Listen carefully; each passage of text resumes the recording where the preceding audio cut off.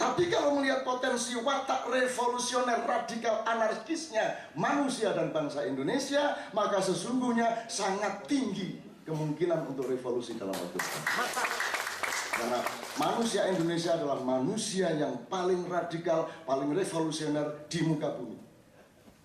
Berani naik kereta api 200 orang tanpa pegangan, berani kawin tanpa pekerjaan, berani beranak lagi meskipun kredit motor belum beres. Puncaknya adalah SBY bisa jadi presiden. Itu keajaiban luar biasa menurut akal sehat. Rakyat selalu siap untuk kehilangan negara. Jangan dipikir kalau negara Indonesia bubar tahun 2015 katanya akan jadi 17 negara bagian terus rakyatnya sedih. Nggak. Rakyat Indonesia tuh nggak peduli ada negara atau tidak. Wong kerjanya negara cuma ngerepotin hidup mereka.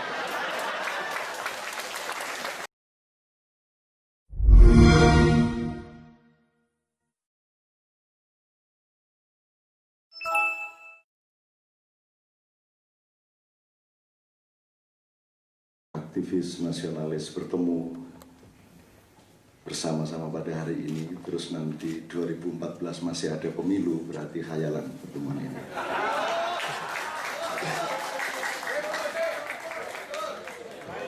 Kalau dalam waktu 1-2 tahun belum ada penjebolan konstitusi dan undang-undang yang anti rakyat dan anti nasionalisme, dan kemudian kembali kepada posisi 17 Agustus 45 dalam waktu 1-2 tahun, apapun caranya, maka pertemuan ini adalah pertemuan takhayul.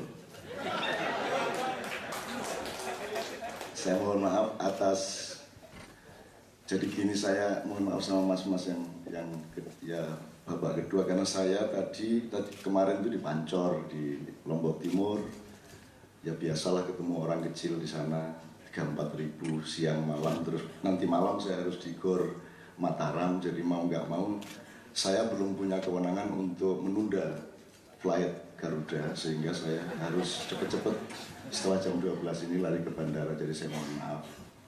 Juga karena waktu saya sangat sempit, oleh panitia saya dibatasi paling lama 10-15 menit, maka saya datang ke sini ini membawa teks yang bahasanya bukan bahasa aktivis tapi bahasa orang biasa sehari-hari, jadi agak kurang, ya bahasanya Ivan waktu di Berlin lah.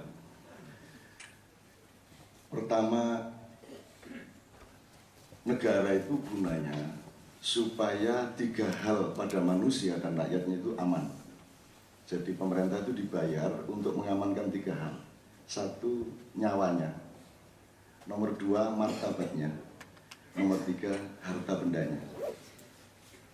Di luar 3 itu nggak ada apa-apa. Nah sekarang kalau mau revolusi, ini mau ambil sebab yang mana ini? Banyak nyawa hilang, apa martabat hancur lebur, apa karena harta benda terlalu banyak dicuri?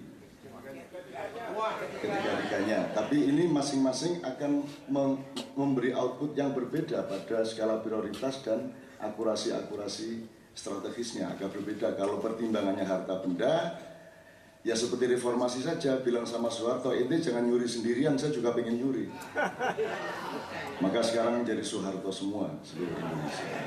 Nah, jadi yang mana? Martabat. Kalau soal martabat, ayo. Karena kita sudah tidak punya martabat. Kita sudah mengalami peristiwa-peristiwa pemerintahan yang sangat menghina martabat manusia, sangat menghina akal sehat, sangat menghina. Gunanya sekolahan itu supaya jelas dia kerjaannya nanti, kan gitu kan? Kalau dia sekolah ekonomi, dia ntar ngurusin ekonomi. Kalau dia sekolah peternakan, ntar ngurusin kambing dan ternak-ternak. Kalau sekolahnya IT, jangan ngurusin olahraga. Nah terus gunanya universitas apa? Nah, dulu Gus Dur yang merintis ini ASHK, ahli fikih, ngurusin teknologi. Nah itu kalau Gus Dur enggak apa-apa karena dia wali ke-10. Nah, tapi kalau SBY kan bukan wali. Dia kan hanya orang yang ingin melindungi supaya hambalang tidak melebar-lebar ke dalamnya. Maka ditaruhlah fry gedek itu di memang saya sudah bilang bahasa sehari-hari ya, saya baca aja daripada saya, karena tiap hari saya ngomong sama orang biasa, jadi kalau sama aktivis saya mending saya kasih pointers. Yang pertama, judulnya 6 Jalan Revolusi. Aslinya 5, cuman di sini terus berpikir ada satu lagi.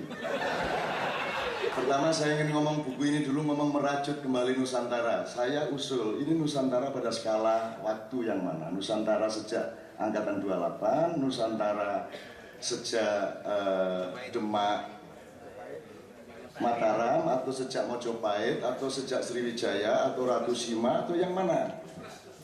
Kan gitu, atau Nusantara Kus-Plus, Nusantara berapa, volume berapa? Jadi kalau mau ngomong merajut kembali Nusantara harus diperjelas dulu melalui penelitian yang objektif, diskusi para expert maupun diskusi publik untuk memastikan bangsa Indonesia ini satu. Harus dipastikan kita ini bangsa Garuda ataukah bangsa Emprit. 2. Apakah kita ini bangsa besar ataukah bangsa kerdil? Yang jelas, sebab kebangkitan orang besar berbeda dengan kebangkitan orang kerdil. Kebangkitan ayam berbeda dengan kebangkitan burung. Kalau kamu tidak tahu kamu ayam atau burung, bagaimana cara bangkit?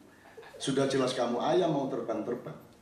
Kan begitu kan? Kamu cacing mau menerkam-nerkam, kan begitu. Jadi orang Indonesia kehilangan dirinya dan tidak pernah mencari siapa dirinya. Jadi kalau mau merajut Nusantara kembali harus ada penelitian yang cukup panjang dan ada diskusi di semua lapisan. Nomor 3, kita ini bangsa merdeka ataukah bangsa jajahan? Amerika itu penjajah ataukah tangan panjang penjajah? Ada 3 tipu daya dunia, 3 tahap sejak lahirnya Isa. Tahap pertama, tidak terima Nabi Musa kok disaingin sama anak ajaib. Kalah populer Nabi Musa. Ini kan bayi tidak punya bapak bisa ngomong. Kan Nabi Musa kan paling cuma belah laut, itu pun kalau disuruh baleni sorenya tidak terbelah lautnya. Karena yang sakti Tuhan bukan tokannya dan bukan Musa lah. Jadi dia kalah hebat sama Nabi Isa. Akhirnya cemburulah ini anak buahnya Musa. Terus akhirnya bikin rekayasa, memfitnah segala macam, berpuncak pada penyaliban Yesus Kristus. 37 tahun kemudian dibikin rapat setelah kenaikan Isa. Soalnya, loh setelah saya salib kok malah lebih populer. Kalah ini Musa. Oh, kan memang begitu hukum alam. Setelah video porno malah jadi hit. Noah. Kalau ingin jadi kiai dicium tangannya, zina dulu banyak-banyak, terus insaf jadi kiai baru populer. Gunanya Islam di muka bumi ini adalah khusus untuk para koruptor, begitu tertangkap pakai peci dan jilbab. Dan begitu diadili pakai tasbih, bunyinya asu.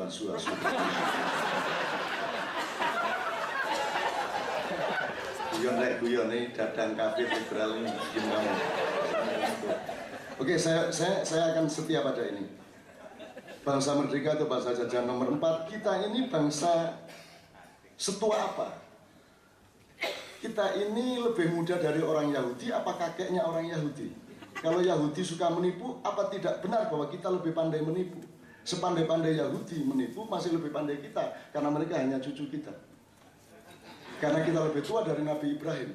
Kita adalah anaknya Nabi Nuh ketika istrinya dirasuki iblis. Hamil jadi kita. Maka kelakuan kita campuran malaikat dengan iblis.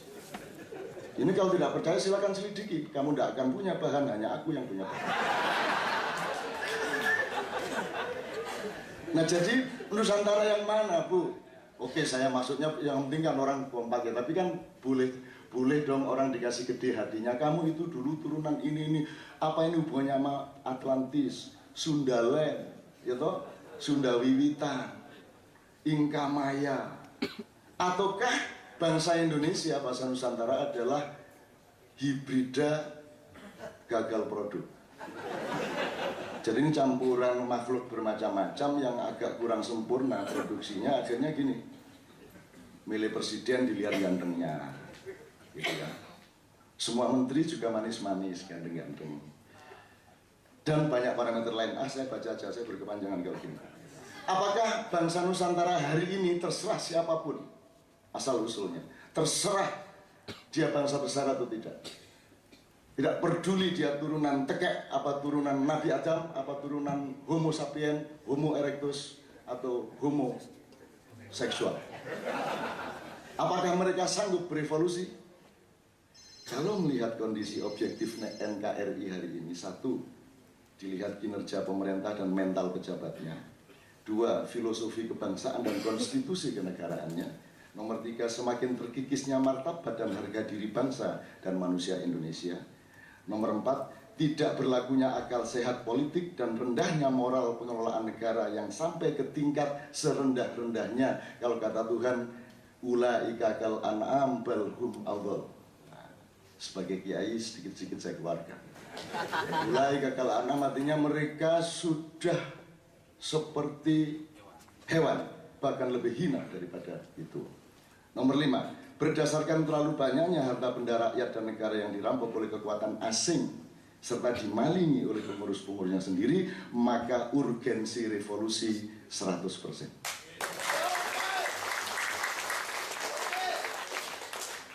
Oke sih. Tapi kalau melihat kualitas kelas menengah hari ini, terserah parameternya Pak Ivan nanti yang bisa merumuskan. Kalau melihat tingkat kerapuan otaknya masyarakat, kerapuan rasionalitas masyarakat, melihat subhat ideologi, subhat itu apa? Dan subhat itu ambigu.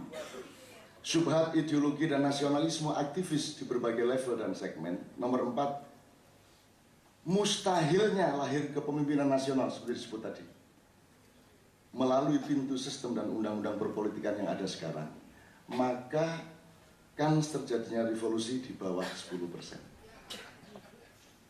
Tapi kalau melihat potensi watak revolusioner radikal anarkisnya manusia dan bangsa Indonesia, maka sesungguhnya sangat tinggi kemungkinan untuk revolusi dalam waktu sekarang. Karena manusia Indonesia adalah manusia yang paling radikal, paling revolusioner di muka bumi. Berani naik kereta api 200 orang tanpa pegangan. Berani kawin tanpa pekerjaan. Berani beranak lagi meskipun kredit motor belum beres. Puncaknya adalah SBY bisa jadi presiden. Itu keajaiban luar biasa menurut akal sehat. Tapi tangguhnya kehidupan rakyat, ngawurnya para pemimpin, ribu-ribu perilaku nekat dalam berbagai bentuk, bidang dan ranah nilai menunjukkan bangsa Indonesia selalu siap untuk membiarkan kebobrokan. Kan revolusioner namanya ini. Mestinya kalau orang kesakitan kan marahin enggak, karena dia mampu revolusi atas dirinya. Rawa polor, harap nopo. Silahkan menindas, saya nggak akan apa-apa. Kalau revolusioner. Ayo Belanda datang lagi, daripada yang nindas SBY mending kamu sekalian. Belanda ayo sini, campur Arab, campur Amerika. Rakyat selalu siap untuk kehilangan negara. Jangan dipikir kalau negara Indonesia bubar tahun 2015 katanya akan jadi 17 negara bagian terus rakyatnya sedih. Enggak. Rakyat Indonesia tuh enggak peduli ada negara atau tidak. Wong kerjanya negara cuma ngerepotin hidup mereka. Begitu bubar negara, syukuran istighosah sama siapa. Rakyat kok. Tuhan kaget loh, kok gitu? Saya salah bikin ini bahasa Indonesia. Dulu Gus Dur yang Tuhan bingung, saya dulu bikinnya nggak gitu loh. Sekarang saya Indonesia, Tuhan bingung loh, aku dulu bikinnya nggak gini. Ini mesti ada subversi iblis gitu. Akhirnya Tuhan nyari iblis nggak ketemu sampai hari ini, padahal di Cikeas ya.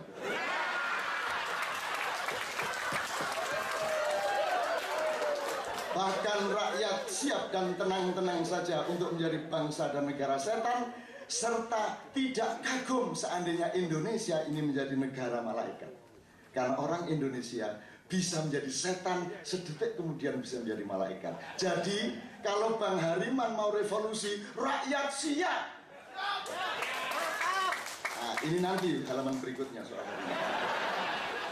Jadi terserah Mau revolusi karena alasan harta benda dicuri habis-habisan, ataukah alasan makin sirnanya martabat dan harga diri bangsa serta manusia Indonesia sampai terpuruk kerendahan dan kehinaan yang amat memalukan di mata dunia, atau karena perjuangan moral. Tapi ada 6 kemungkinan jalan revolusi.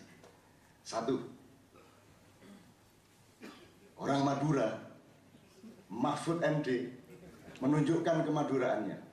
MPR sudah tidak berdaya, Mahkamah Konstitusi bisa dia bikin melakukan segala yang diperlukan oleh Hariman. Mahkamah Konstitusi menganulir sekian undang-undang dan konstitusi yang anti rakyat. Diumumkan ini tidak sah, harus ganti. Kalau tidak cocok, carok.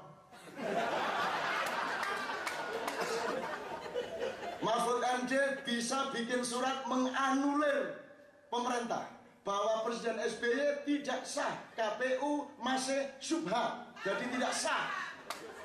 Kalau ada revolusi dari Mahkamah Konstitusi dan kalau Mahfud berani, baru nanti saya angkat jadi presiden. Dan kalau Mahfud tidak berani, ini jangan dipuji dulu. Buktikan Madura, Mahfud.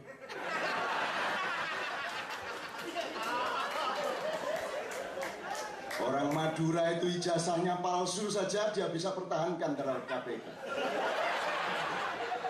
Kalau ijazah saya ada palsu, kata si bupati, saya jadi gubernur. Tuhan saja dilawan sama orang Madura. Tuhan memberi terbakar rumah gara-gara dia rakus waktu jadi nelayan. Terus dia bilang sama Tuhan, masalah laut kenapa dibawa-bawa ke darat?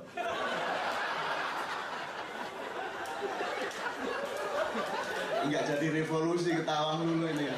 2. Presiden SBY, siapa tahu ya, melakukan tindakan revolusioner atas dirinya dan negaranya, mengacu pada hayam buruk yang membatasi dirinya berposisi sebagai kepala kerajaan atau kepala negara dan menyerahkan kepemimpinan pemerintahannya kepada Perdana Menteri yang namanya Gajah Mada. Terserah prosedur konstitusinya. Tapi SBY,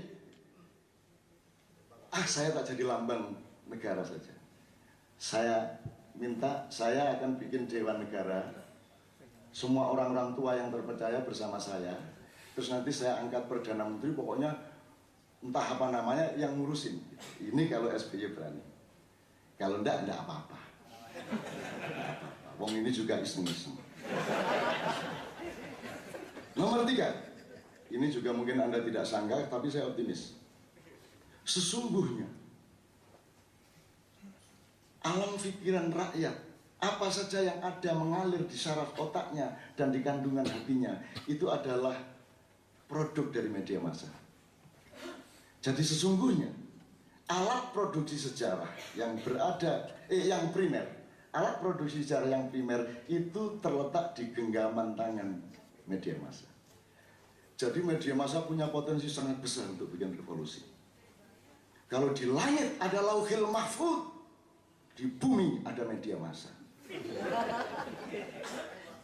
Maka rakyat bisa menyerahkan nasibnya kepada Yakob Utama, kepada Gunawan Muhammad, kepada Surya Paloh, kepada Haritanu, kepada Dahlan Iskan, kepada Hilang alias Ica,